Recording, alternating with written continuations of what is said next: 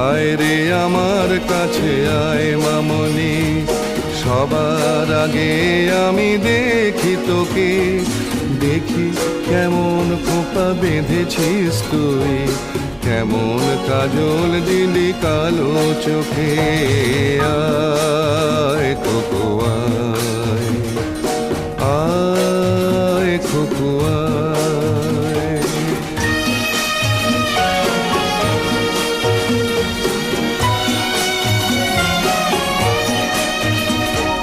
ছেলেবেলার দিন ফেলে এসে সবাই আমার মতো বড় হয়ে যায়।